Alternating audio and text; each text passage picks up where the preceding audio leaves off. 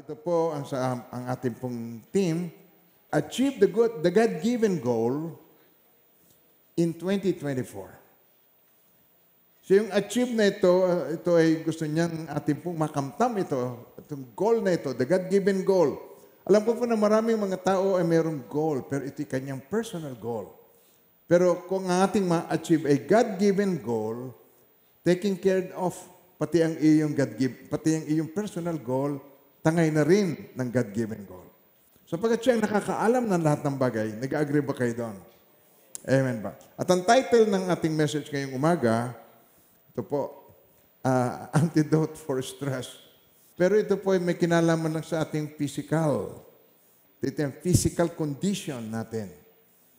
Sapagkat yung ating body, ang nais ng Panginoon na gamitin. At sa aking edad na ito, na ako'y 74 years old na, ay napakarami ko may kukwento tungkol sa physical. At umpisahan natin ito sa Romans chapter 12, verse 1 and 2. I beseech you, sabay-sabay po, I beseech you therefore, brethren, by the mercies of God, that you present your bodies a living sacrifice, holy, acceptable to God, which is your reasonable service. And do not be conformed.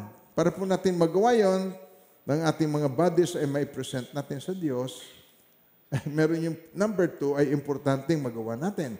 Do not be conformed to this world, but be transformed by the renewing of your mind, that you may prove what is that good and acceptable and perfect will of God. So, ang titingnan po natin ngayon ay itong ating pong physical pong body. Kung isipin po ninyo, bakit ba gusto ng Diyos ang ating body? Kaya po kayo nasa banyo at may salamin doon at kayo maliligo at yan mo, bakit ba gusto ng Diyos ang body ko? Kumbaga, sabihin mo pa, tsura. Bakit ba gusto ng Diyos yung iyong body? Nakikita niyo ba ang inyong mga body? Bihila naman dito yung mga body na pang-modelo. Tama ba ako doon? Bihira. Si Mami Bessie lang ang ganon. Kayo po, titingnan natin mabuti ngayon kung bakit napakahalaga sa Diyos. Sa Tagalogin po natin ito sa Romans 12, 1 and 2. Kaya nga mga kapatid, tinan niyo po, sabay-sabay. Kaya nga mga kapatid, isinasama ko sa inyo, alang-alang sa habagan ng Diyos, na inyong ialay ang inyong mga katawan na isang handog na buhay, banal, nakasiyasiya sa Diyos, na siya ninyong makatwirang paglilingkod. Huwag ninyong tularan ang sanlibutan ito, kundi magbago kayo sa pamagitan ng pagbabago ng pag-iisip upang mapatunan ninyo kung alin ang mabuti, kasiyasiya at lubos na kalooban ng Diyos. Para po ating pong tingnan, kailangan natin ating i-cross-reference to sa ibang Bible verse, sa Biblia. Sa 1 Corinthians 6:19, ay makikita natin dito yung tungkol sa ating mga bodies. Ang sabi po rito, or do you not know that your body is the temple of the Holy Spirit who is in you, whom you have from God, and you are not your own? For you were bought at a price. Therefore, glorify God in your body and in your spirit, which is God's. Ang pinananahanan ng Diyos ay hindi po yung building. Ang pinananahanan ng Espiritu ng Diyos ay hindi po yung mga bagay na ginawa ng kamay ng tao. Ulitin yung word na yun. Hindi mga bagay na gawa ng kamay ng tao. Yun. A building, or whatever, anuman, o santo, o whatever. Hindi po siya nananahan doon. Ang pinananahanan ng Diyos ay ang katawan ng believer, yung mananampalataya. Kaya ang sabi po rito, hindi ba ninyo nalalaman na ang inyong katawan ay templo ng Espiritu Santo na nasa inyo, na tinanggap ninyo mula sa Diyos at kayo ay hindi sa inyong sarili. Sapagkat kayo binili sa isang halaga. Nung namatay siya sa cross, hindi lamang niya tayo iniligtas pamagitan niyang kamatayan, kundi tayo pa ay kanyang tinubos through redemption.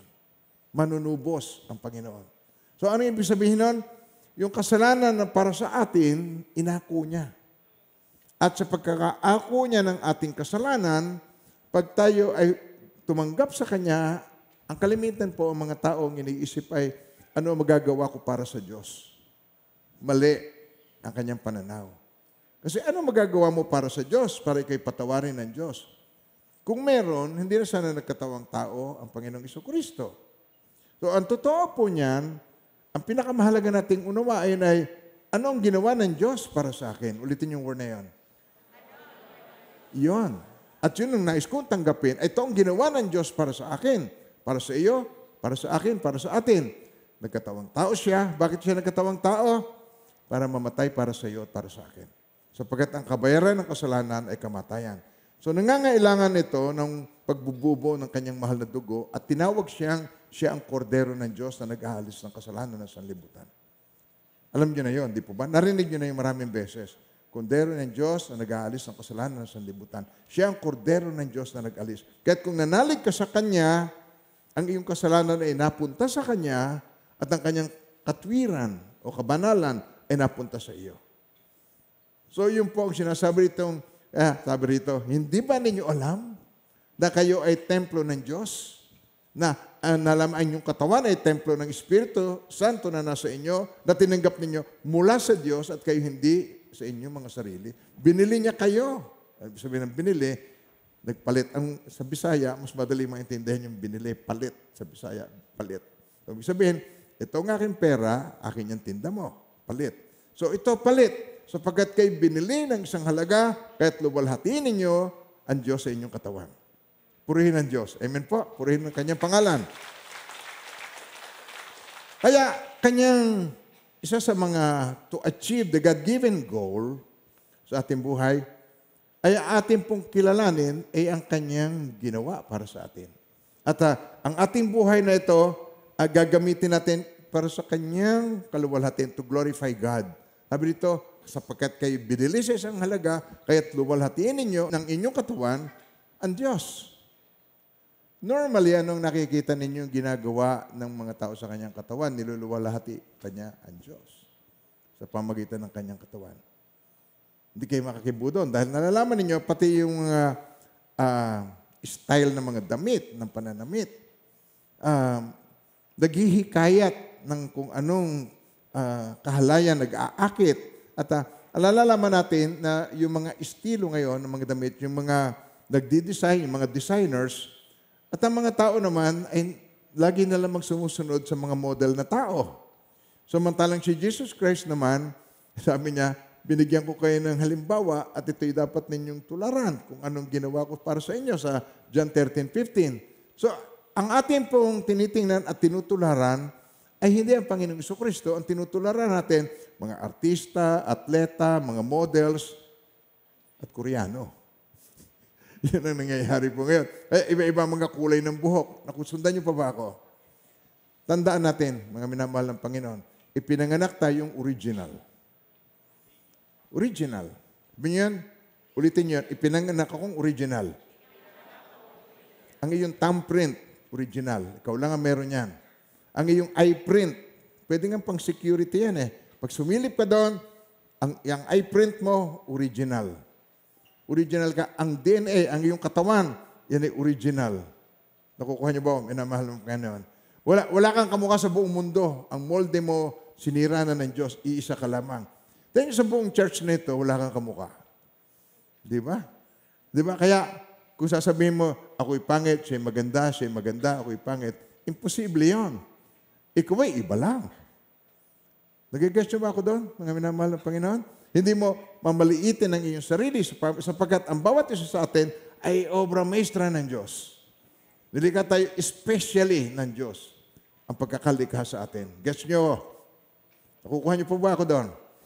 Kaya yung ating katawan na ito, na nilikha ng Diyos, na kalarawan ng Diyos, nais ng Panginoon na gamitin natin na magbibigay kaluwalhatian sa Kanya. Unfortunately, napakaraming hadlang para tayo ay makafunction. At ito lamang ang katawan na meron tayo. Meron ba kayong spare parts ng inyong katawan? Mari sa inyong kotse, motorsiklo, mga sasakyan, meron kayong spare parts. Pero wala kayong spare parts ng iyong katawan. Naman po ba ako doon? Pag ang katawan mo ay nagkasakit, wala ka nang magagamit na iba.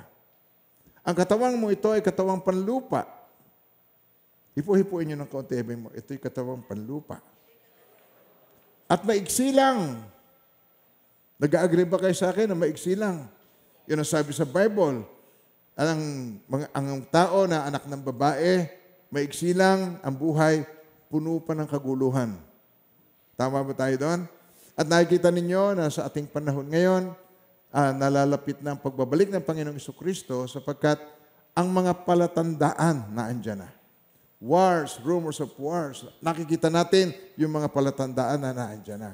Kaya ang church ay hindi po para manakot, kundi para ito ay ihanda ang mga minamahal ng Panginoon.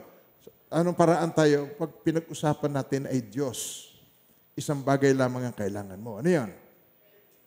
Faith. Pananampalataya. Kaya ito po ang goal natin, mag-level up ang ating faith. Na kahit anong mangyari, sigurado ako, hindi tayo pababayaan ng Diyos. Nag-gets niyo ako doon? Pangako niya, hindi ko kayo iiwan, ipababayaan man, kasama niyo ako, maging sa huling sandali. Pangako niya yan. I will never leave you nor forsake you. I am with you till the end of the age. Kaya itong promise na ito ng Panginoon ay applicable sa atin sa lahat ng panahon, sa lahat ng lugar. Saan ka man naroroon. Na ang message ng Panginoon ay iisa para sa atin. Ito is to achieve the God-given goal in 2024 na particularly, ang titingnan natin ngayon ay ating physical condition. Kaya sa aking panahon ng aking kabataan, nag-exercise, nagja-jogging 7 kilometers a day. Nung nagtatrabaho ko sa US noon, ang break time ko, nagwa-walking, jogging doon sa lugar. Malapit kami, ang aking opisina noon, malapit sa dagat, sa Santa Monica. Kaya pag break sa umaga, walking, 30 minutes walking. Kung ano yung break time, yun ang walking ko. Kaya ako nakaka 2 miles a day sa aking paglalakad. Araw-araw yon. Kaya yun po ang nagligtas sa buhay ko nung ako'y na-bypass. Malakas ang puso ko, malakas ang muscle. But unfortunately, nag-build up ang cholesterol na barahan at meron akong 4 na ugat na pinalitan. At marami akong mga katuruan tungkol doon sa mga kung paano ang diet, paano mo pag-iingatan, anong tamang pagkain, ang kakainin. So ito ay may kinalaman sa ating physical condition. At tayo pa ay mayroong exposure sa environment. Kaya karamihan sa inyo, nagpapasalamat ako sa Panginoon na kayo sumusunod sa aking mga payo, na kayo ay naka-face mask. Sapagkat ang virus ay hindi mo nakikita. Pero hindi naman po ito requirement sa church. So, huwag kayo nakalimutan ko, baka kayo palabasin ni pastor. Hindi naman po. Yung aking sinasabi, yung aking payo na yon ay sa ikabubuti ng lahat. Amen po. Kung susundin mo yon, makakabuti sa iyo. Dahil ako rin mismo ay tinamaan din po ako ng ubo. Sino sa inyong inubo na? Pakitaas ang kamay. Okay. Sino ang inuubo pa hanggang ngayon? Nakaw. Okay. Yeah. Dapat naka-face mask. Ang mga nagtaas na kamay na inuubo pa rin hanggang ngayon para hindi mo mahawahan yung katabi mo. You do not know what you carry in your body.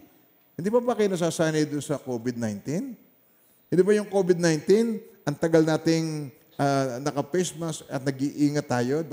Baka madala mo sa iyong family, baka maiuwi mo sa iyong anak ang karamdaman. At yung anak kalimitan mo, yung mga kabataan, yan ang mag-uuwi sa iyo galing sa eskwelahan. Kaya nagkakasakit lahat dahil nanggaling sa mga bata na nanggaling sa school. Dahil sila ang liit-liit ng kanilang mga eskwela, yung mga classrooms, masyadong compact, masyado silang kaya itong environment, malaki ang tsansa na magkokos ng sickness at magkakaroon ng downtime sa ating physical body. Pag meron kang sakit, di ka makafunction. Agree ba kayo sa akin? Di ka makapagtrabaho. At kung ikaw ay daily ang trabaho, mamamainusan ka, malaki. Malaking bagay sa atin ng mamamainusan. Ay pagkain sa lamesa natin yung ating imamainus na yun. Kung ikaw ay merong unhealthy lifestyle. Maraming tatamaan dito. Unhealthy na lifestyle. Yung mahilig nagpupuyat at nagko-computer game, na-strain ng mata. Pagka nagkakasakit, kasabihan ng ngalan ng mga tao kasi cellphone yan.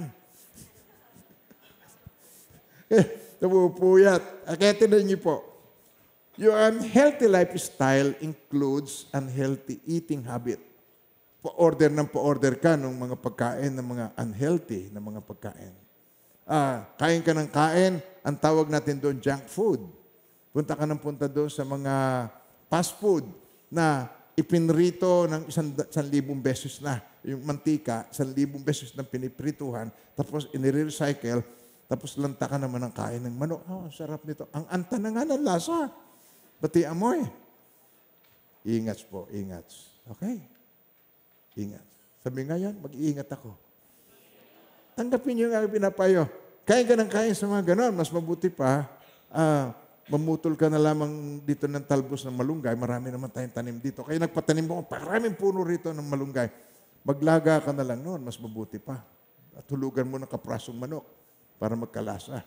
Kaysa kung ano-ano kainin mo. Ito ang most common sa lahat, yung hindi magandang eating habit.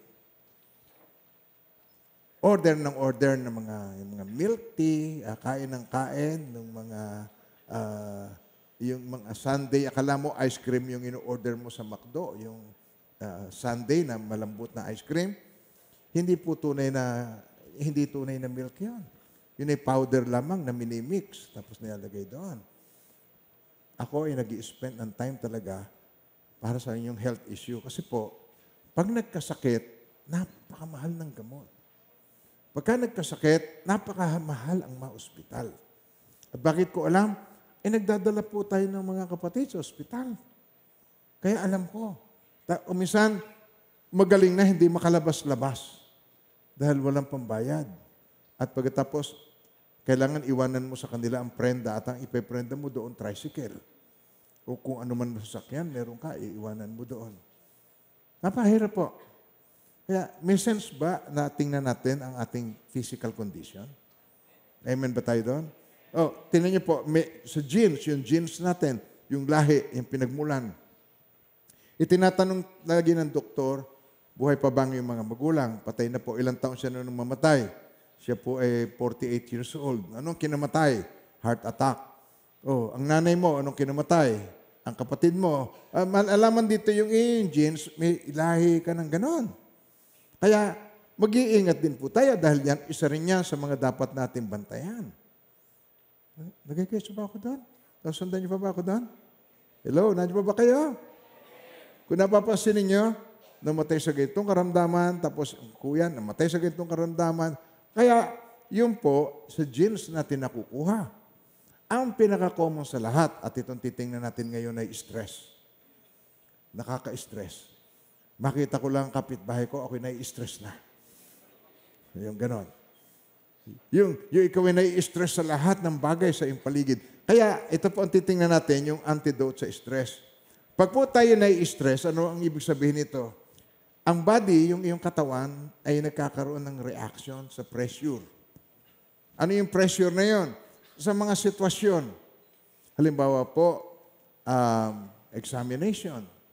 Halimbawa, pagpapile ng income tax. Magbabayad ka ng Meralco bill. Tapos nagastos mo yung pera. So ikaw ngayon may stress ka kung saan ka kukuha ng pambayad mo sa Meralco. Teka, may nagtatawanan yata tungkol doon. Ngayon, yung stress na ito, affected yung ating physical dahil yung ating mental, yung ating takbo ng pag-iisip, wala tayong kapayapaan.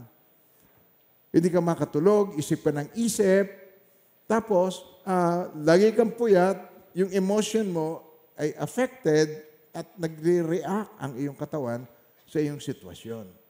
Kaya, hindi naman laging masama ito, mga minamahal ng Panginoon. May mga pagkakataon, pag ikaw ay nai-stress, mas lalo kang makaka-focus. Mas lalo kang makakapag-concentrate sa pag-aaral mo. Mas lalo kang doon sa iyong issue na hindi mo nakikita, nababaliwala mo, pero dahil deadline na, lalo kang magiging aktibo ang isip mo, focus ka doon, minsan nagiging mas productive ka pagka ikaw ay nandun na sa mga sitwasyon na gano'n. Pero pag ito ay na-experience mo ng napakahaba ng panahon sa buhay mo, naging lifestyle mo na o naging habitual na ikaw ay laging nai-stress, ito magkokos sa iyo ng sickness. Itong mga bagay na ito, pag long period na, magkakaroon ng damage ang iyong physical body. Your body's reaction to pressure from certain situation or event, it can be physical, mental, emotional reaction.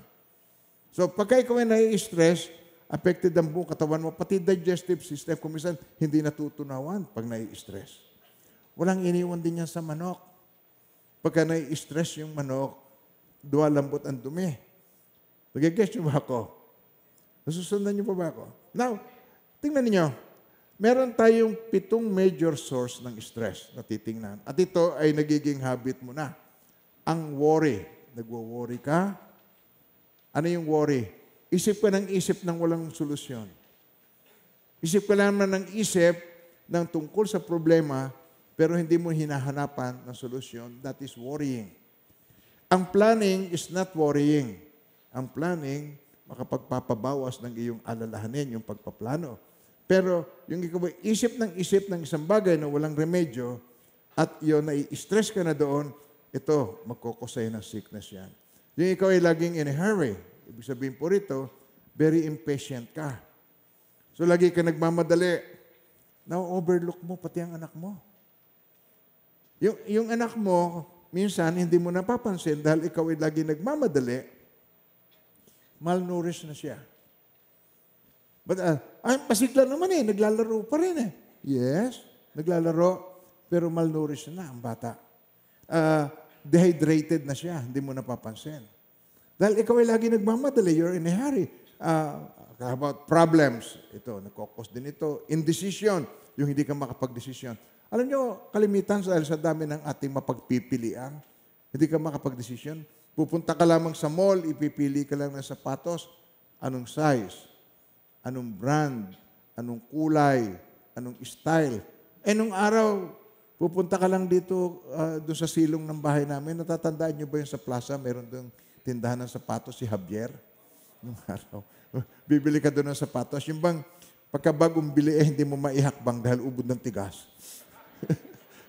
Yeah. Nung araw, yun ang mga tinda nila doon. At yun lang mga sapatosan, napakasimple. Kasi kung pupunta ko sa Maynila, ay napakamahal ang pumunta sa Maynila. Dito ka na lamang bumibili sa Naik at meron ang Naik nun. Pasadya, pwede ka magpasadya sa kanila nung araw. Sila ang umuupa sa aming bahay nung araw. Yung Bella Mart nung araw, yung ganun ang pwesto niya doon. At yung harapan ng Bella Mart nung araw, tatanda yung maraming kalesa. Ay mapanghe mga karsada nung araw kasi ihi ng kabayo nandun na rin. Now, mas stressful ang buhay ngayon kaysa noon. Noon, payapa ang buhay. Noon, ang tao hindi nagmamadali. Pwede siyang maghintay ng kalesa o wala pang tricycle. Ay, kung pupunta ka sa palengke, maaaring isa lang o 3 lang ang kutsero nagbibiyahe doon. Tapos pabalik. Hindi na alam ng iba sa inyo ang mga pinagsasabi ko. Ang nakakalaw lang nito yung mga originals. Kaya tingnan niyo yan. Kung meron dyan mga puti ang buhok na katulad ko, yan ang mga the originals ng Naik. Noong araw pupunta ka dyan sa taga-tabing dagat, alam mo, Bukana, Labak, Bangkaan, ganyan. Sa balsahan ka sasakay. Ang bangka lamang ang sasakyan mo doon, may bangkero doon. Ang pangalan niya, kung natatandaan niyo, si Kambal noong araw. So, pasakay ka doon, paborito ko yung bangkero na yung maliit pero malakas. Tuwan-tuwa ako pag nagsasagwa siya. Maliit pa ako noon, hinaharang ko yung mga tubig. Ganyan nung araw, napakasimple. Hindi stressful na katulad ngayon. Ngayon, napaka-stressful. Kasi problemahin mo pa yung anak mo na gusto ng kailangan ng cellphone. Bakit ba kailangan ng cellphone? Kailangan po sa school. Tapos makikita mo, subsubang ulo, naglalaro na lang ng computer game, ng online games. Kaya, ang buhay mas stressful ngayon. Tapos, ito pa, pagka tayo ay namatayan ng minamahal, yung loss of loved one, namatayan, napaka-stressful sa ating buhay. Ngayon, ang buhay natin, pag gusto mong gumawa ng mabuti, napakaraming opposition. Maraming hadlang at marami ka ng dapat na mapagtagumpayan, maraming conflict. Lalo na kung gusto mong ma-achieve ang God-given goal, anything about God may kukontra sa iyo. Anything about God may substitute. Kapanganakan ni Jesus, dapat Christmas, may Christmas tree. Bagong taon, dapat may rebentador at may palutang. Anything na tungkol sa Diyos, may substitute. Nagigets mo sinasabi ko? Hindi tumutugot ang kaaway ng Diyos na ikaw ay hadlangan para ang direksyon ng Diyos sa iyong buhay ay makamta mo. Kaya ito, magkakaroon ka tuloy ng fear. Magkakaroon ka ng pagkatakot. Ano yung fear? Fear of the future. Mapagtagumpayan ko kaya ito, maging successful kaya ako sa aking pag-aasawa, maging successful kaya ako sa pag-abroad o pangingibang bayan, may balak ka pumunta na sa ibang bayan, maging successful ka kaya, nagigets nyo ba sinasabi ko po, mga minamahal pa? When we talk about the future, ang Diyos lang ang may hawak niyan. Kaya kung you keep on worrying about future, nagkakaroon ka ng ganito po yon. Ang problema, gusto mong maging parang Diyos. Gusto mong kontrolin ang future, kaya you worry. Nag-aalala ka. You have fear. Natatakot ka. Gets niyo ako? Wala pa nga rito sa listahan natin yung bitterness. Yung bitterness at saka yung unforgiveness. May kinalaman naman to sa nakaraan.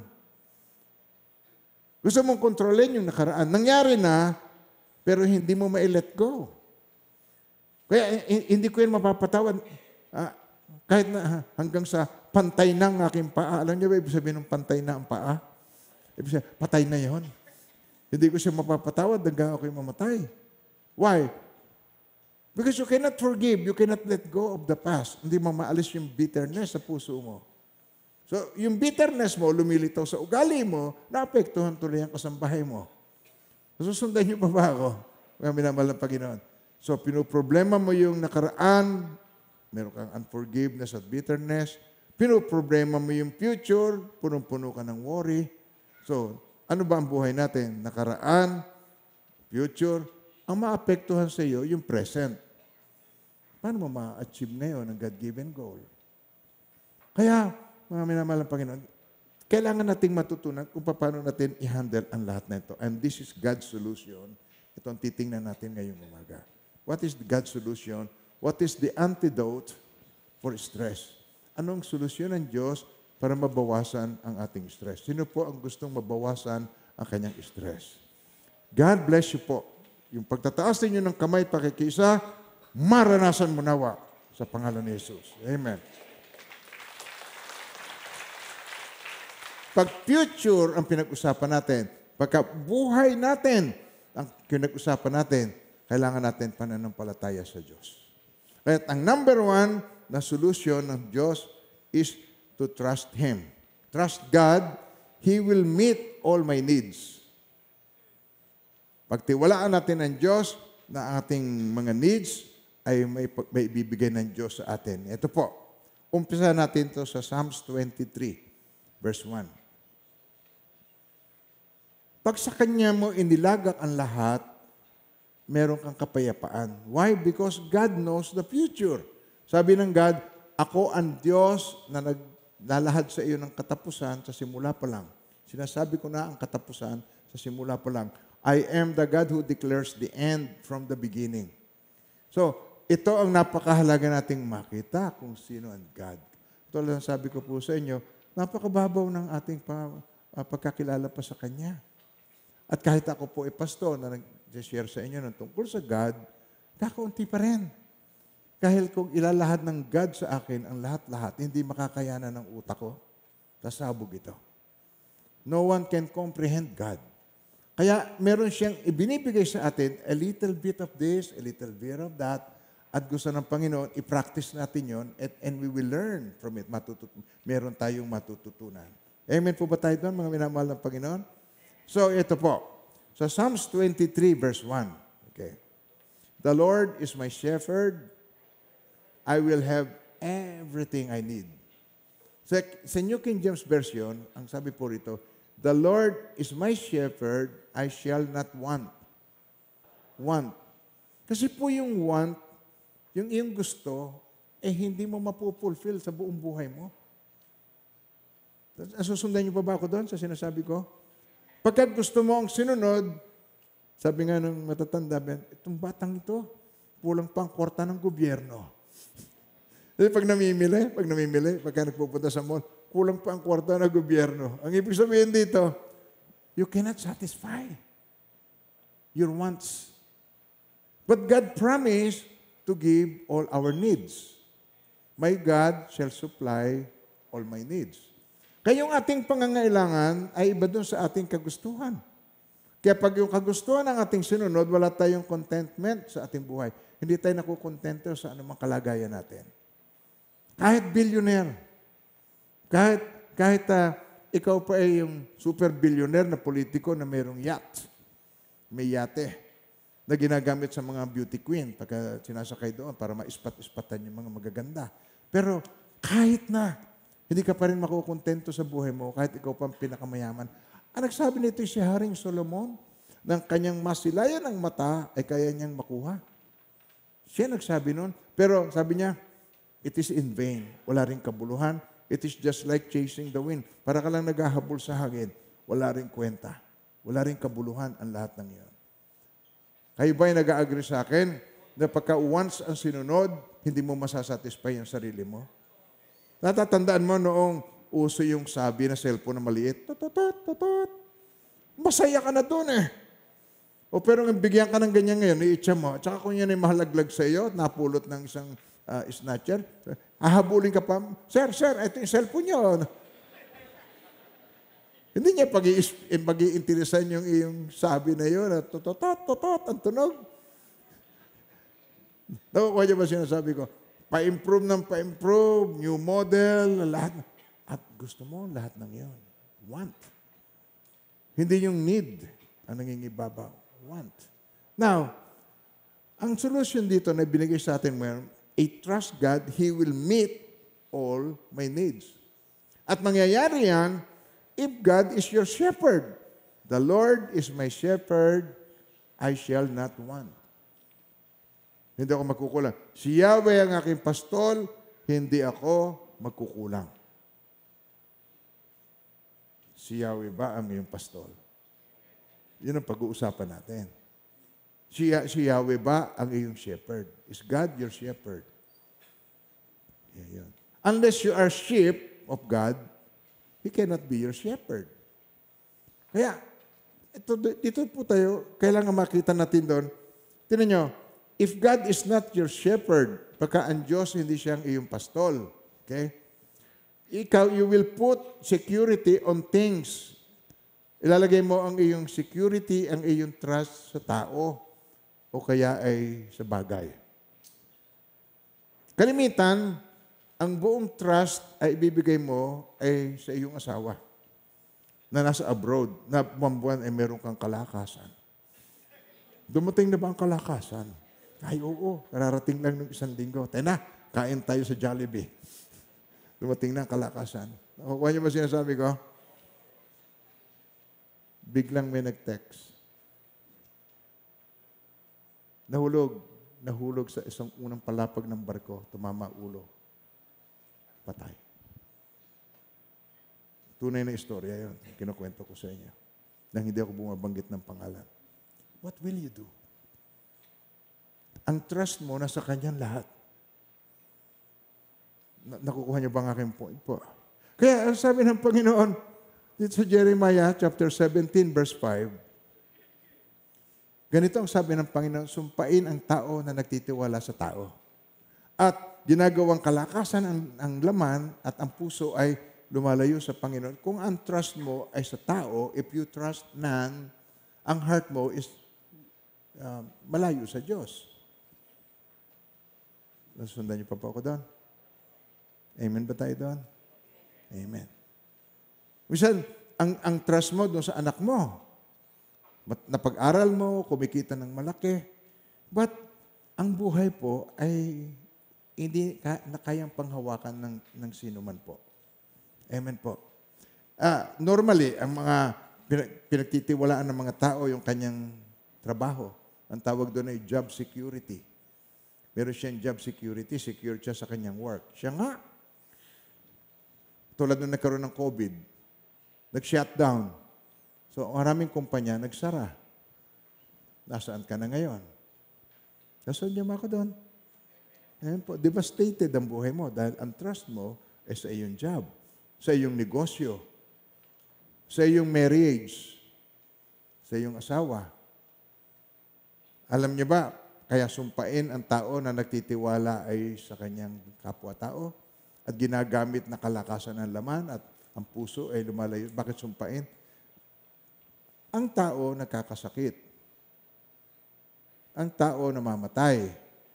Ang tao nagbabago ng isip. Yun ang mas masakit sa lahat. Nagigess niyo ako? Sumakabilang bahay. Hindi nga namatay. Sumakabilang bahay, iniwan ka naman. At alam ko po ang damdamin ng ganon. Naunawaan ko yan. Naiintindihan ko kung gaano kasakit yung ikaw ay rejected. Amen ba tayo doon? Nakaranas na ba kayo ng, huwag na kayo magtaas ng kamay.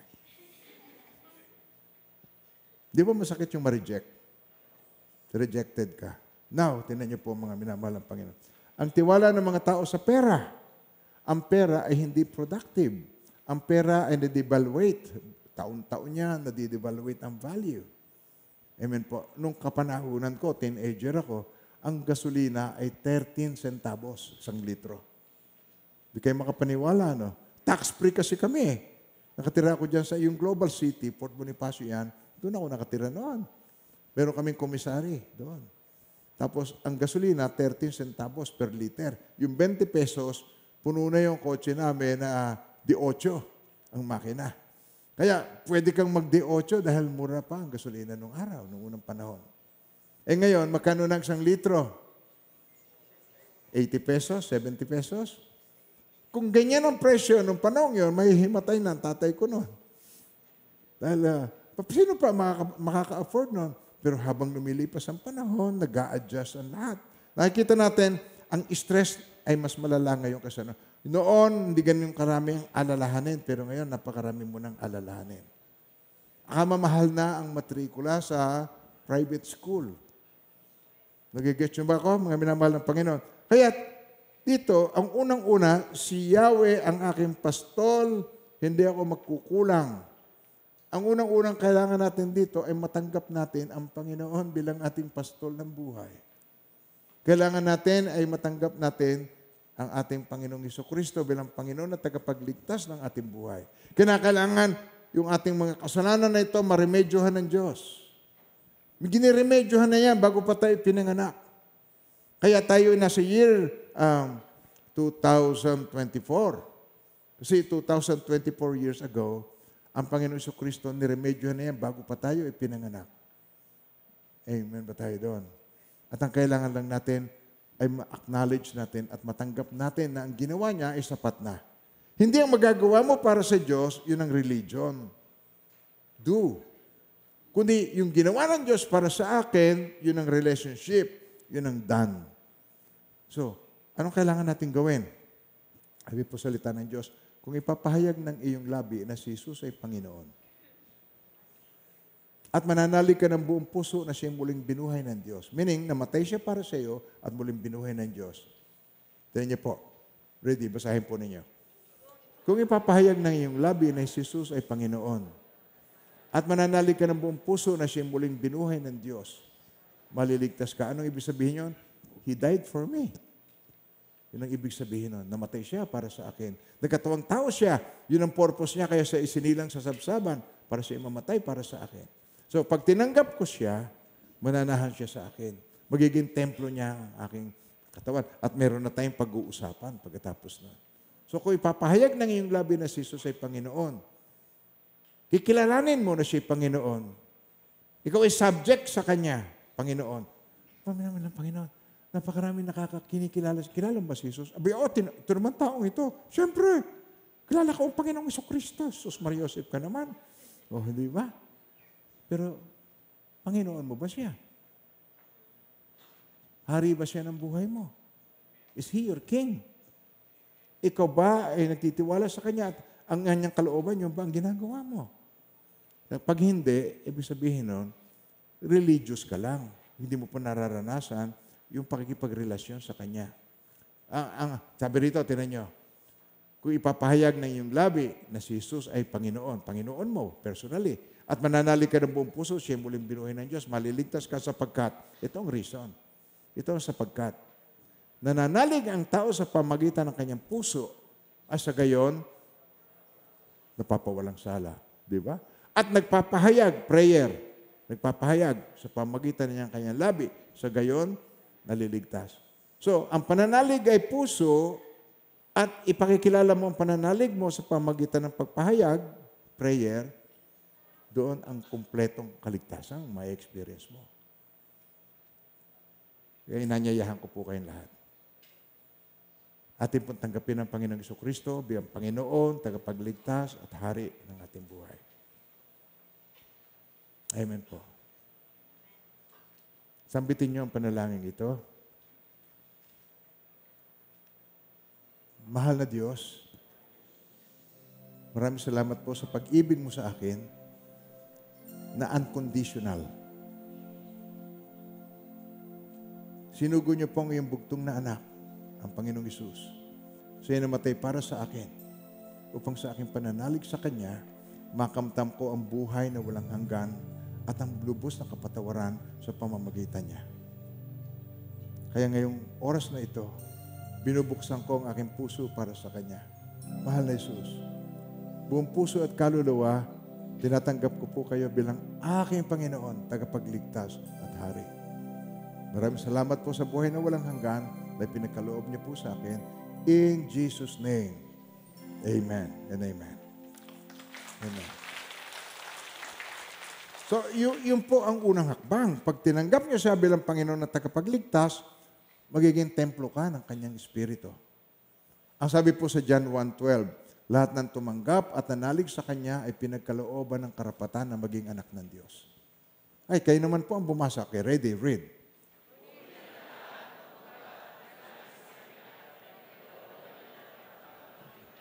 Tinan niyo po yun, walang itinatangi.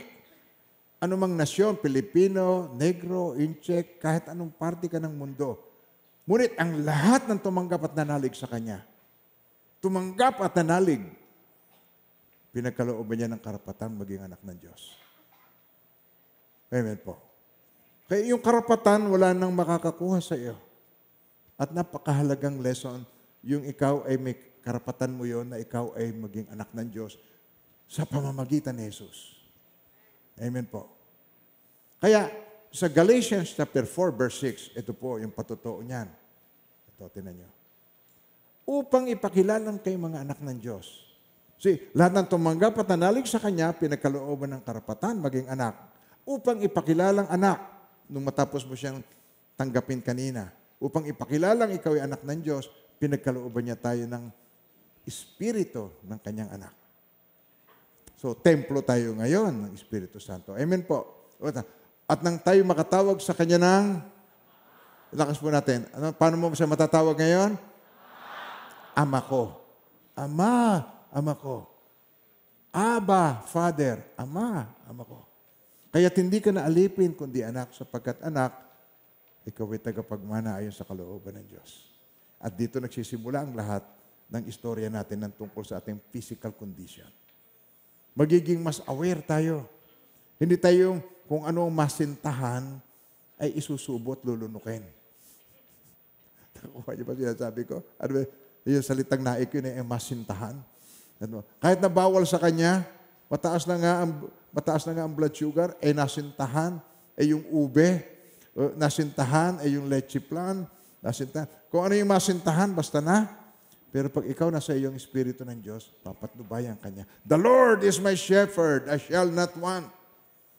Kaya unang-una ang first step, God must be your shepherd po. Amen po. So yun ang unang-unang kailangan makita po natin. Ipagkakaloob niya sa atin ang ating needs, hindi yung ating wants. My God shall supply all my needs.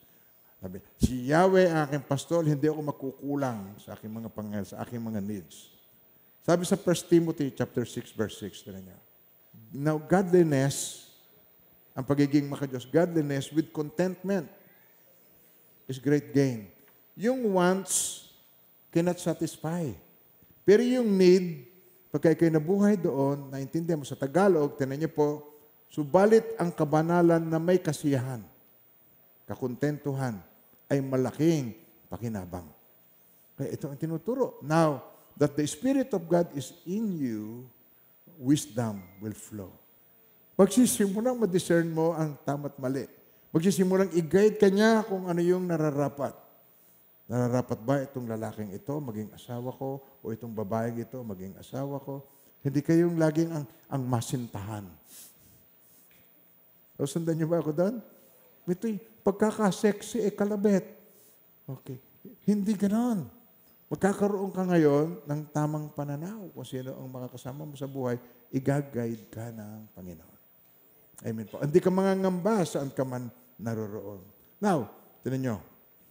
Pagka ikaw ay wala ang Panginoon sa iyo, lagi ka na lamang ina-expect mo ng iyong mga needs ay ipagkakaloob ng tao o trabaho. Stop expecting others to meet my needs that only God can give. Ito po, ang Diyos lamang ang maaaring makapagbigay. Kaya nag-aaway mga mag-asawa, ina-expect niya ang asawa niya ang mag-satisfy sa kanyang need. Amen po. Yung kanyang wants. So, ina-expect niya, yung misis niya magbibigay sa kanya ng kanyang wants.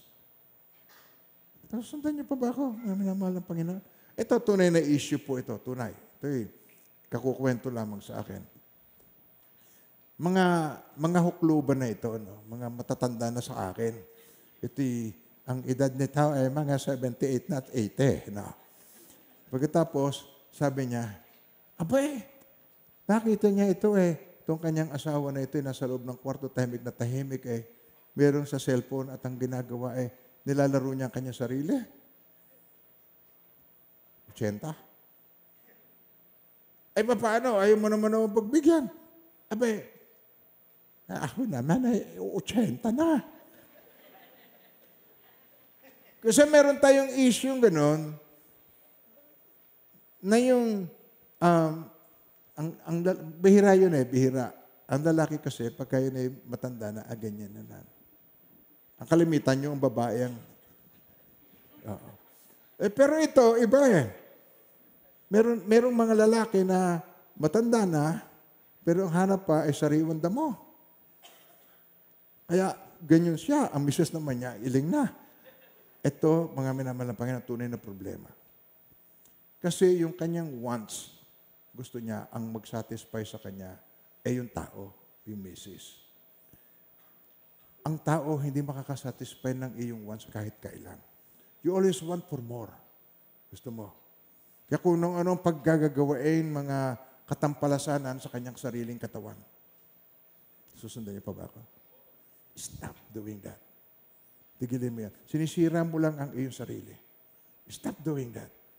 Ang magtiwala ka ay sa Diyos. Now na tinanggap mo na ang Panginoon, iba ka na ngayon. Amen po. Nasa iyo ng Espiritu ng Diyos para, tinan niyo po, sabi sa Romans 8:32, tinan niyo, hindi niya ipinagkait. Tinan niyo, sabay-sabay ako, ready? Ipinagkait ang sarili niyang anak, kundi ibinigay para sa ating lahat. Di ba? Ang Panginoong Jesucristo ay nagkatawang tao. God so loved the world, gayon na lamang ang pag-ibig ng Diyos sa sanlibutan, kaya ibinigay niya ang kanyang bugtong na anak. Upang sino mang sumampalataya sa kanya, hindi mapahamak, kundi magkaroon ng buhay na walang hanggan. So, hindi niya pinagkait ang sarili niyang anak, kundi ibinigay para sa ating lahat. Kung naipagkaloob niya sa atin ng kanyang anak, sabay-sabay, tuloy na niya. Hindi ba niya, sige, read. Hindi ba niya ipagkakaloob sa atin ang lahat ng bagay kasama ng kanyang anak? I will be satisfied. Kasi siya lang talaga ang longing natin. Ako ang tinapay ng buhay, sabi ni Jesus. Okay. Ang nananalig sa akin, hindi na muling nagugutom, hindi na muling mauuhaw. Ang ibig niya sabihin, ako ang contentment. Makukontento ka sa Kanya. Nag-guess niyo ako, mga minamahal, tinapay ng buhay. Hindi ibig sabihin ng pandesal, ng panadiriya, hindi yon. Siya ang tinapay ng buhay. Siya ang tubig na dalisay. Pag ininom mo, yung kauhawan mo, matitighaw ang iyong kauhawan. Masasatisfy ang iyong kahuwan. Kaya sabi rito, hindi niya pinagkita ang sarili niyang anak, kundi ibinigay para sa ating lahat.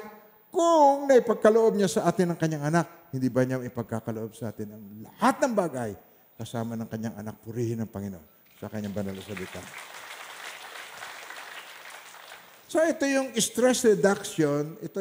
Stress reduction starts with looking unto God. hindi kung saan-saan ka maghahanap, kundi ang Diyos ang iyong hanapin. Sa Diyos mo ilagak, and you will experience contentment with God. Amen po. Sabi ni Jesus, ako ang ilaw ng sanlibutan. Ang sumusunod sa akin, magkakaroon ng ilaw na nagbibigay buhay at hindi nalalakad sa kadiliman. Pag ikaw ay nasa kadiliman, kakapaka ka, hindi mo alam kung saan ka pupunta. Pero pag nasa iyo ang ilaw, nauunawaan mo kung saan ka patungo. Nauunawaan niyo po ba ako, mga minamahal ng Panginoon? Hindi ka masisiraan ng bait para paligayahin ng iyong katawan. Hindi. Ang nasa isip mo ay kung paano mabigyan kaluguran ang Panginoon. Nasa isip mo yan. Lalo na't malapit na siyang bumalik. Amen ba tayo doon? Hindi naman yan, pag kayo nakaharap na niya, o ano, kumusta ka na ba, anak? Ilan na ba naging kalunya mo? Ilan na ba naging jowa mo habang ang asawa mo ay nasa abroad? Hindi po ganun ang mapapahiya sa harapan niya. Ay sabi sa Isaiah 30, verse 15, sapagkat ganito ang sabi ng Panginoon Diyos ng banal ng Israel, sa pagbabalik at sa pagpapahinga ay maliligtas kayo. Tingnan niyo po yun. Sa pagbabalik at pagpapahinga ay maliligtas kayo. Sa katahimikan at pagtitiwala ay magiging inyong lakas. Ngunit tayo ninyo, ibang hinahanap ninyo. So, yun ang kailangan natin. Magbalik tayo sa Panginoon sa English translation. The sovereign Lord says, only in returning to me and waiting for me will you be saved. In quietness and confidence is your strength. So, ano pang ibig sabihin itong waiting? Waiting on me. Waiting on God. Ang ibig sabihin nito is trusting God. Ang faith mo ay nasa Kanya. Siya lang ang ating kailangan. Amen po. Nasusundan niyo po ako doon. Dahil nasubukan ko na. Inilalagak ko sa iba. Lalo na nung kabataan ko, kung ano-ano nagagawa ko. Pero kahit anong gawin ko, ay hindi ko naman masatisfy ang sarili ko. Tingnan mo na lang ang katabi mo, taguan mo na lang. Di ba? Totoo ba sinasabi ko po? Kahit magmukha kang anghel, ikaw yung sinasabi ko. Kahit na pagandahin mong, papungayin mo, mata mo, kala mo napakabait, ikaw pa rin yun sinasabi ko. Naiintindihan mo ang sinasabi ko. Amen ba tayo? Nagkakaintindihan tayong lahat. Amen po? Bakit? Pare-pareho tayong tao. Si pastor, tao rin katulad mo. Ang na-experience mo, na-experience ko. Ang longing mo, longing ko din. At salamat sa Panginoon. Siya magbibigay lakas. Kung paano niya akong binigyan ng lakas, siya ang pinakikilala ko sa inyo at sineshare ko sa inyo. To wait on God. It means hope, anticipation, trust. So ito po ang kanyang tinuturo sa atin. In short, ito po ang gusto ng Panginoon, we start worshiping God. Sambahin natin ang Diyos, ito po ang antidote. Amen po. Pag ikaw ay nakakaramdam ng mga gano'n, mga longing na gusto mo yung magkasala, ay lalapit ka lamang sa Panginoon. Ikaw lang ang pag-asa ko, ikaw ang buhay ko, Jesus. Kahit may suliranin man, basta't ikaw sa mapanatag na.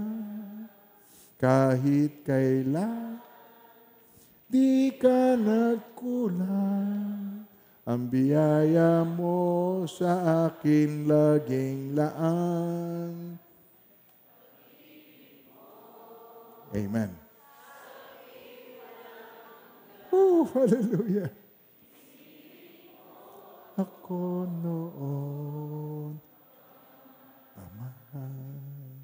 Hindi siya nagbabago. Hindi siya nagbabago. At lagi ko yan sinasabi ko, yan ang benediction ko lagi. Sa paghihiwalay natin, kasama natin Diyos. Hindi niya tayo iniiwan, ipinababayaan man. Tandaan niyo lagi. Hindi ko alam kung ano yung timing ng Panginoon. Maaring mamayang gabi, maaring bukas ng gabi, hindi tayo magkakasama. Pero kahit na, kasama natin siya. Hindi niya tayo iniiwan, ipinababayaan man. Amen. Yun ang una. Ang una, He will meet all my needs. Ang lahat ng ating need, siya ang bahala. Ang pangalawa, ito, tingnan natin. He's working in my rest. Nandun ang Panginoon. He never stopped working. Nandun. He is working on my rest. Ako may kapahinga sa Kanya. Bakit kailangan natin yung kapahingahang ito? Tingnan niyo po. Sabi sa Psalms 23, verse 2a, tingnan niyo. Ay ganito. He makes me to lie down.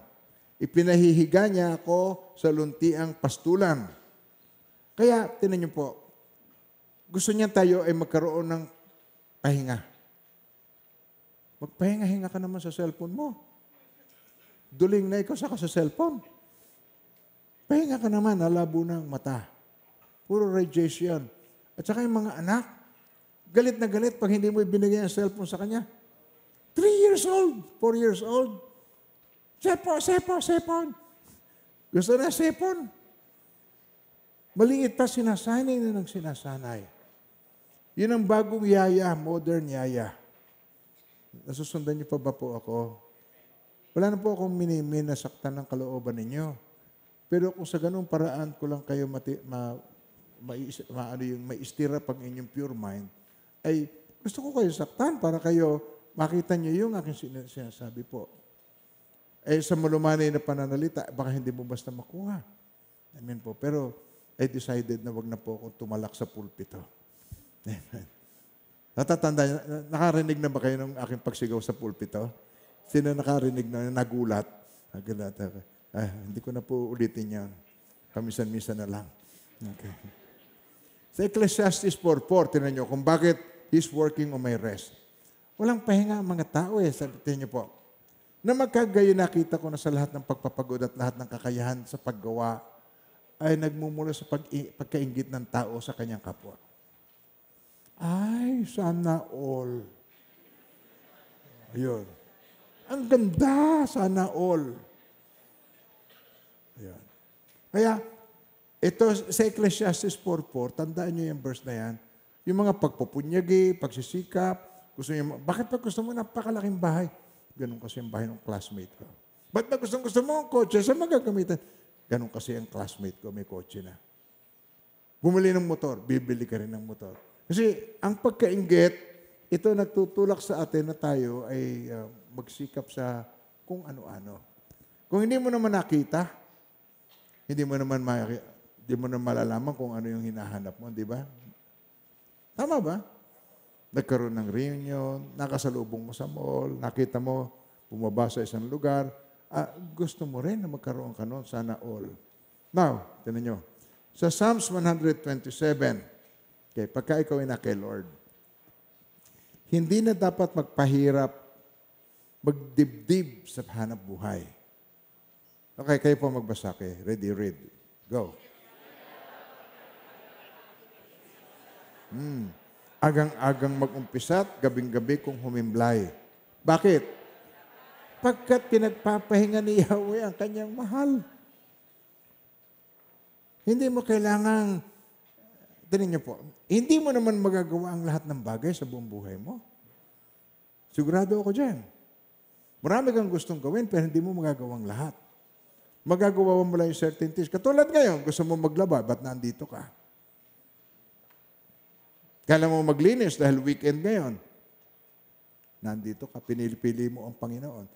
Eh di ikaw ay napahinga, tinang tuloy, gumaganda ka talo. E di ba? Tanya, kindatan nyo na lang yung katabi mo. Oh. E di ba? Ibang-iba ang continence ng pagmumukha, di ba? Kanina yun, nakaganyan pa yung kunutang no pero ngayon, naka-smile. Kasi nakaka-experience tayo ng kapayapaan sa presence ng God.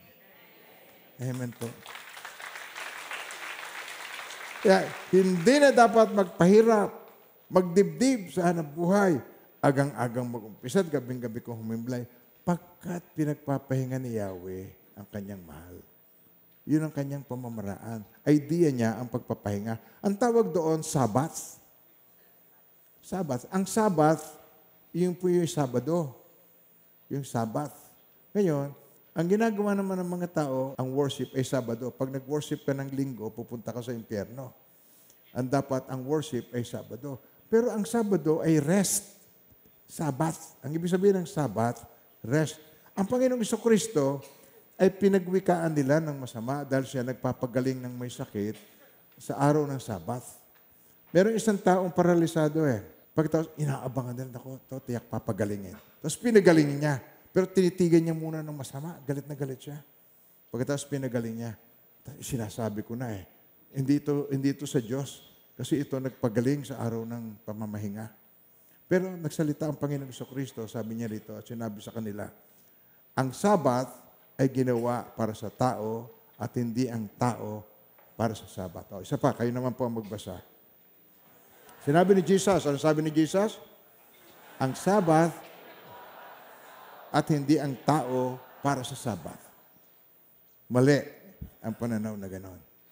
Kaya ang Sabat para sa tao, ang pahinga para sa tao. Pwede namang gawin ng Diyos na nilikha niya ang tao para magtrabaho ng 24/7. Walang pahinga, walang tulugan. Pero hindi niya yung ginawa. Why? Kasi ang Panginoon, 6 na araw siyang gumawa, noong 7 araw, siya mismo nagpahinga. Gusto niya tayong turuan na dapat tayo ay nagpapahinga. Amen po. Mayroon akong kasabihan, gusto niyo bang marinig? Seryoso kayo? Gusto niyo marinig? Demonyo lang ang hindi nagpapahinga.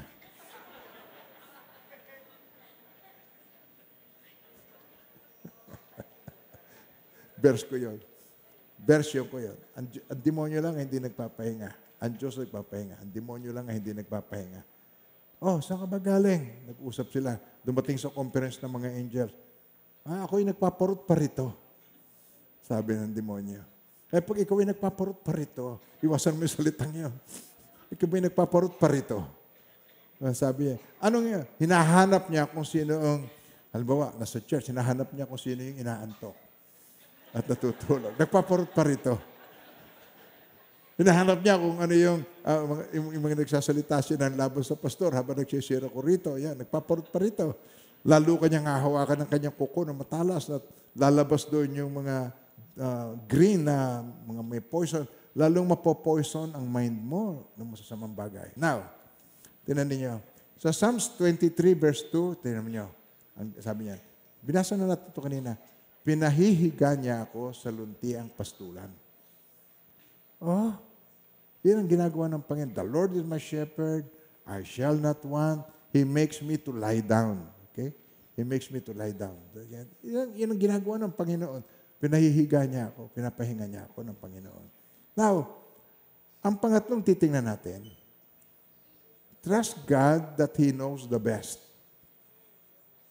It takes practice to trust God. Nasanay kayo ang pinagtitiwalaan nyo tao. Nasanay kayo ng pinagtitiwalaan nyo sa sarili nyo. Hindi nyo magawa na makasanayan na ang pagtiwalaan nyo ay ang Diyos. Pero it takes practice. Pwede ba mula sa araw na ito, huwag nyo gawin pangkaraniwang araw? Start trusting God. Halimbawa, uwian na tayo. Okay, unahan natin, baka tayo matraffic sa labas. Kalimitan, makikita mo yung nag-uunahan. Hindi mag-uunahan. Relax na relax ka lang. Amen po. Laging relax. Si Lord ang in control. So Psalms 23 verse 3b, ito na tayo. He guides me in the right path for His name's sake. Sa Tagalog po, inaakay niya ako sa mga landas ng katwiran alang-alang sa kanyang dakilang pangalan. Yun. Naluluwalhati ang Diyos pag sinusunod mo siya at i-guide ka niya. Nasusundan niyo pa ba ako, mga minamahal ng Panginoon? Now, ito po. Pag tinignan natin dito, yung mga tao, gahanap ito ng mga ponsoy. Mga ponsoy na nilalagay sa mga pinto. Swerte yan swerte. Yung mga hexagon, mga nilalagay sa pintuan. Pag may negosyo, tatapalan mo kaagad ng mga panswerte. Ang ibig sabihin nun, wala sa Diyos ang tiwala mo. Ang ibig sabihin nun, ang tiwala mo na doon sa bagay. At tinatawag mo parang anting-anting, suswertehin ka. Walang swerte o malas. Pagpapala o sumpa ang meron. Pagka nakikinig sa Panginoon, ikaw ay ibe-bless ng Panginoon. Be-bless ng Panginoon ang iyong buhay. Nag-guess niyo ako, kung hindi man dumarating ka agad, hindi ibig sabihin nun, hindi na niya ibinigay sa iyo. Gusto lang niya ikaw turuan ng patience. Maghintay ka lang. Ganyan pong pangyayari sa buhay ko. Amen po. Maraming nakakakilas, si Pastor, Velasco yan ay mayaman, ganyan. Pero ang totoo po noon, namatay ang tatay ko nung ako 16 years old. Pinag-aral ko ang sarili ko po. Nagdi-deliver ako ng telegram. Nung araw, yung PTNT, nagdi-deliver ako sa araw.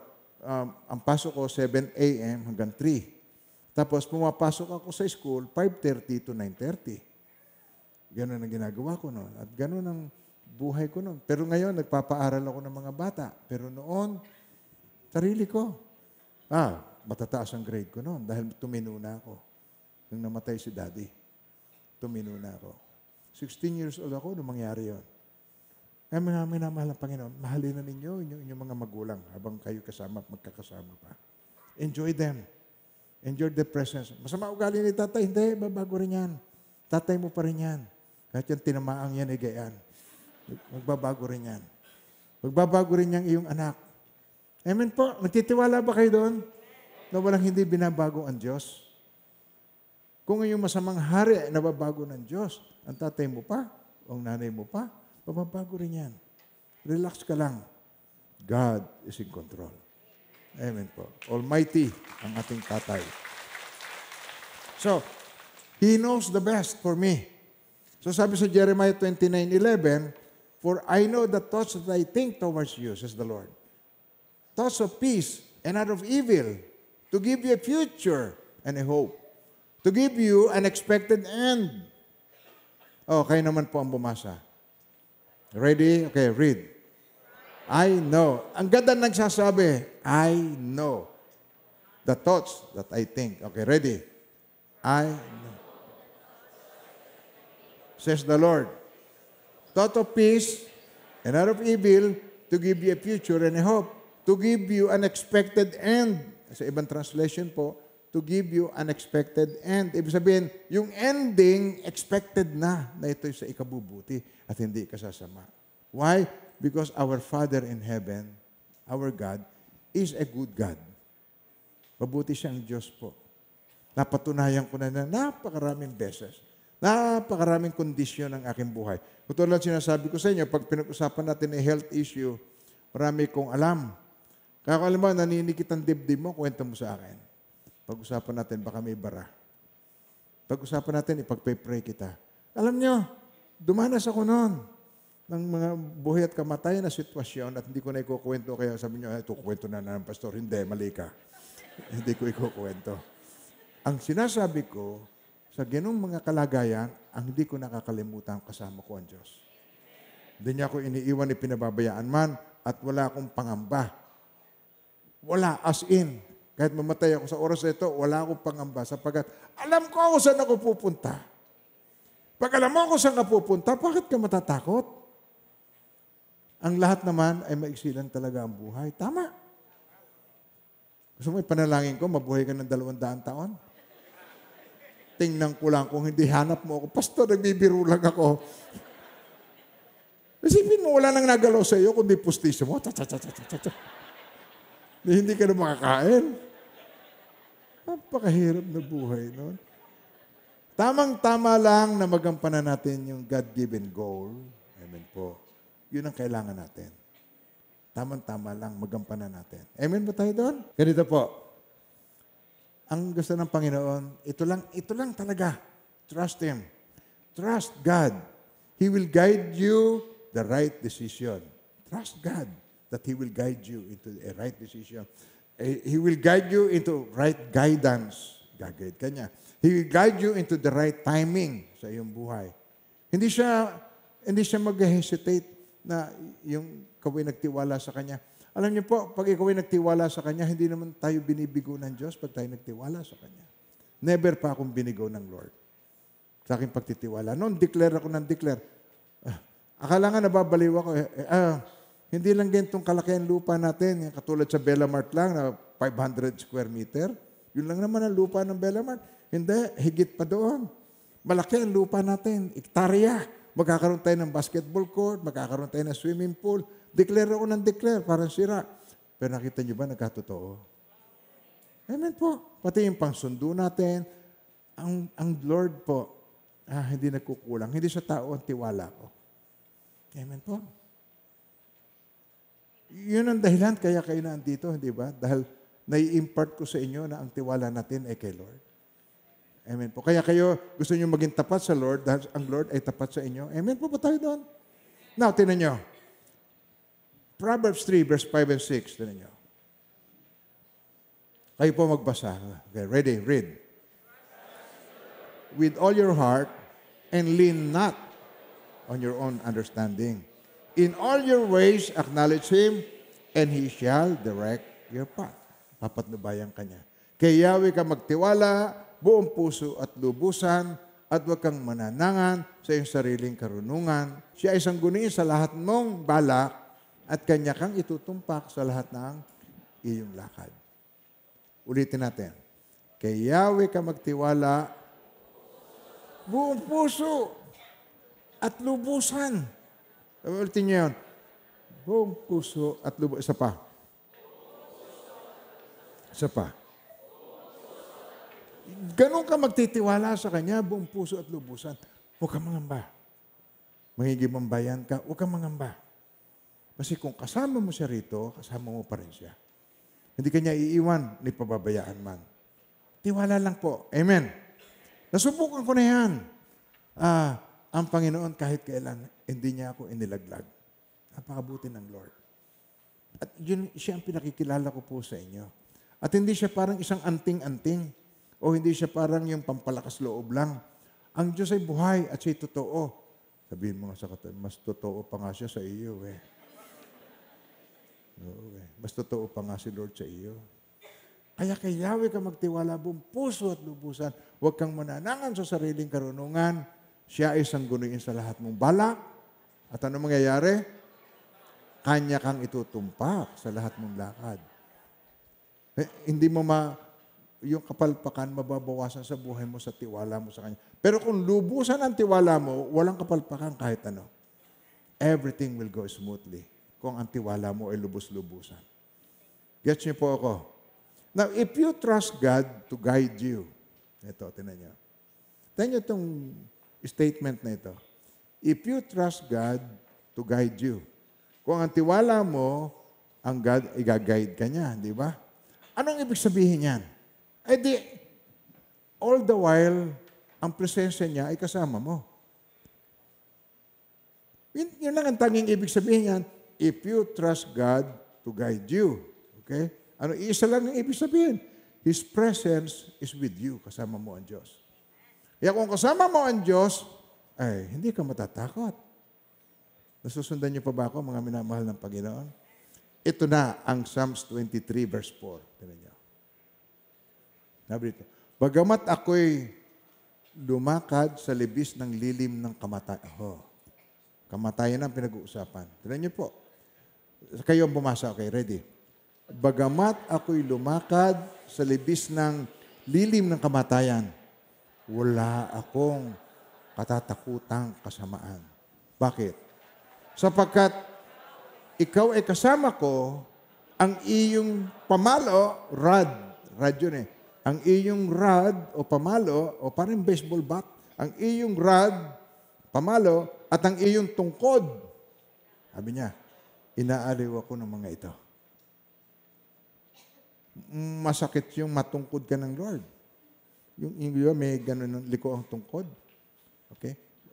Kakalawitin ka ng tungkod niya. Yung rod naman, ito naman yung ginagamit niya sa kaaway. Yung staff, idinidirect tayo. Pero yung rod, pinoprotect tayo.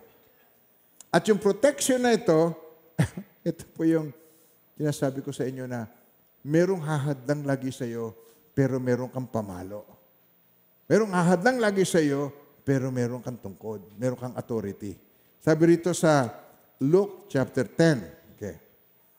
Umpisahan natin muna sa verse 17. Okay. Then the 70 returned with joy. Kasi po itong mga ito, doon sa unang bahagi ng chapter 10, sinugo ni Jesus ng 70. Kung saan siya dapat tumungo, meron siyang lugar na pupuntahan na city, sabi niya, humayo kayo doon, mag-evangelize kayo. Mag-share kayo ng good news. Mag-share kayo ng mabuting balita sa kanila.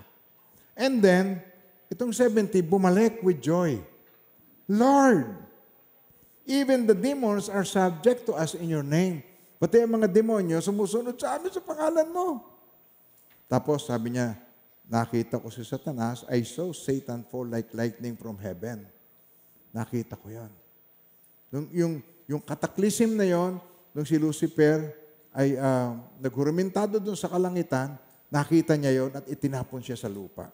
I saw Satan fall like lightning from heaven. Tapos sabi niya, okay, kayo po magbasa. Okay, ready, read. Behold, I give you the authority to trample on serpents and scorpions and over all the power of the enemy, and nothing shall by enemies hurt you. Yun ang sinabi niya. Kasi yun ang napasin, hindi sinabi ng kanyang mga alagad, Lord, ang daming gumaling. Di ba? Yan ang sasabihin dapat, Lord, ang daming tumanggap. Hindi. Sabi niya, Lord, kahit ang mga demonyo. Kasi, pag ikaw ay humahayo sa ngalan ng Panginoon, hindi mo maiiwasan, merong opposition. Merong ahadlang. Sabi niya, pati ang mga demonyo, sumusunod sa amin sa iyong pangalan. Ngayon, itong istorya na ito ng tungkol sa rod, ito yung sinabi niya sa Matthew 16, verse 18. Ang sabi niya, and I also say to you, that you are Peter, ito yung isa sa kanyang mga apostol, diba? Apostol nito. You are Peter, and on this rock I will build my church, and the gates of Hades, ang pintuan ng impyerno, shall not prevail against it. The gates of hell shall not prevail against it. Ang church ay hindi mabibigo. Ang church ay magtatagumpay. Ang church ma-experience niya ang katagumpayan na kaloob ng Lord sa mga nananalig sa Kanya. Sa iyo, sa akin, sa atin lahat. Amen po, mga minamahal ng Panginoon. So ito ang gusto niya maintindihan natin. There is no smooth sailing. Merong hahadlang sa iyo para ikaw huwag nang makapag-church uli. Meron. May pipigil sa iyo. Papaalis ka na sana, may biglang darating na bisita sa iyo at hahadlangan ka sa pag-attend mo. Kaya, hindi mo papabayaan na mayroong humadlang, hindi mo hahayaan na mayroong pumigil. Amen po, mga minamahal ng Panginoon. At hindi lang yon, papanalangin mo sa Panginoon na walang maging hadlang. Sa pangalan ng Panginoon, may katagumpayan tayo ang nagtitiwala sa Kanya. Ang mga anak mo, ipag-pray mo, ililay hands mo, Lord, cover with your most precious blood. I rebuke hindering spirit in the name of Jesus. I rebuke negative spirit in Jesus' name. Amen po. So if God is for us, who can be against us? Yun ang sinasabi sa Romans 8:31. Ano nga ang ating sasabihin sa mga bagay na ito? Kung ang Diyos ang kakampi natin, sige. Kung ang Diyos ang kakampi natin, sino laban sa atin? Kung ang Diyos ang kakampi natin. Kaya siya nagkatawang tao para tayo i-empower niya. Kaya siya nagkatawang tao para tayo maging templo ng kanyang Espiritu Santo. Kaya siya nagkatawang tao para bigyan tayo ng halimbawa kung paano ang mamuhay ng pagiging makadiyos hanggang sa huling sandali ng ating buhay. Amen po. So, pagka mayroong opposition, mayroong mag-o-oppose, may makikriticize sa iyo. Mayroong a-attack sa iyo. So, anong gagawin mo? Atake ka rin. Pag mayroong nagmura sa iyo, umurahin mo rin. Gaganti ka sa mga ginagawa. Yun ang tendency. Ang tawag natin doon, reactor. Nagre-react. Pag nagalit sa iyo, galit ka rin. React. So, dalawang choice mo pag mayroong opposition. To act or react. Ano ang pipiliin mo? Ang react, galit siya, galit ka rin. Pero yung act, galit siya, papanalangin mo siya, hindi ka magagalit. Pagka ikaw ay nag-react, baksak. Pag ikaw ay nag-act, panalo. Alam gusto mo, panalo o baksak? Huwag magre-react. Okay? Baka matesting ka agad, mamaya-maya lang. Okay? Baka pag-uwi, okay? Baka sa tricycle driver, hindi magbigay ng sukle. Okay? Baka mag-react na kaagad. Amen po, mga minamahal ng Panginoon. Anong pipiliin nyo? You act accordingly. Amen po. Let God handle them. Let God be your defender. Amen po. Sa 23, sa Psalms, verse 5. Tingnan nyo kung gaano ang gusto ng Lord tayo yung maging confident. You prepare a table for me in the presence of my enemies. Sipin mo yun. Maglalatag ng hapagkainan. Andiyan ang kaaway. Parang sabi mo sa kaaway, Sir, kain na kayo. Parang, ando sobrang confident mo. Sabi sa Tagalog, tinan nyo, pinaghahandaan mo ako ng hapag sa harapan ng aking mga kaaway. Iyong binuhusan ng langis ang aking ulo, yung anointing, binigyan kanya ng anointing, authority to trample on serpents and scorpions and the powers of the enemy. Meron kang authority. Umaapaw sa aking ulo. Amen po. Hindi ba napakabuti ng Panginoon? Naniniwala ba kayo na kayo ay ipinoprotect ng God? All the time? All the while. Nandun ang protection. Maski nung hindi ko pa siya kilala, marami akong mga life-threatening na mga sitwasyon. Yung bagang nagkatitigan at nagkakagalit, gusto nag-aabutan ng baril sa ilalim ng lamesa. Na-experience ko po yan. Nung nasa Cavite City ako. Pero hindi inalaw ng Lord na may mangyaring masama. Inalaw ng Lord na ako'y mabuhay pa, marating kong araw na ito, ma-meet ko kayo, makapag-share pa ako sa inyo. Purihin ng Panginoon. God is in control. Amen po. Sa Isaiah 41:10, tinan niyo po. Isaiah 41:10. Ako'y sa inyo, huwag kang matakot. Ako ang iyong Diyos, di ka dapat mangamba kanino man. Palalakasin kita at tutulungan. Iingatan at ililigtas. Kaya kung ikaw ay may plano, you have plans, huwag kang mangamba. Nakukuha niyo po mga minamahal. Basta ikaw ay nagtiwala sa Panginoon, hindi siya bumibigo na nagtitiwala sa Kanya. Susundan niyo po ako. Amen po. Ito ang the best antidote sa stress. Trust. You have to develop trust kay Lord. Amen po. Tigilan mo na yung pananangan sa sarili. Trust Him. Siya magpo-provide ng aking need. Siya magbibigay sa akin ng rest. Amen po. Siya magbibigay sa akin ng direction. Trust. Amen po. Sa mga uncertainties, yung mga walang katiyakan, trust Him. Hindi niya tayo iniiwan. Hindi niya tayo binababayaan. Psalms 23:6, tiyak. Surely, tiyak. Kayo pong bumasa. Ito po ang huling verse natin sa sermon na ito. Basahin nyo. Tiyak na ang kabutihan at kaawaan ay susunod sa akin sa lahat ng mga araw ng aking buhay at ako'y maninirahan sa bahay ng Panginoon magpakailanman. Surely, ito, goodness and mercy shall follow me all the days of my life, and I will dwell in the house of the Lord forever. Amen. Yun ang ating pong destiny. Yun ang ating pupuntahan. Doon tayo dalhin ng Panginoon. Hindi masaya ang Diyos sa langit nang wala ka, wala ako sa tabi niya. Ganon niya tayo kamahal. Amen po? Ulitin ko, hindi masaya ang Diyos sa kinalalagyan niya sa langit nang hindi tayo kasama. Anong patotoo ko? Bumaba na nga siya bago pa ako sinilang Nagkatawang tao na nga siya para magkaroon ng katuparan na ako'y makapili niya magpakailanman. Ikaw at ako, tayong lahat. Tanggapin niyo na lang itong mga pagpapalang ito. Buong puso. Hindi ko alam ang detalye, alam ng Diyos. And now may the Lord God bless you and keep you. And may His face so shine upon each one of you and be gracious to you.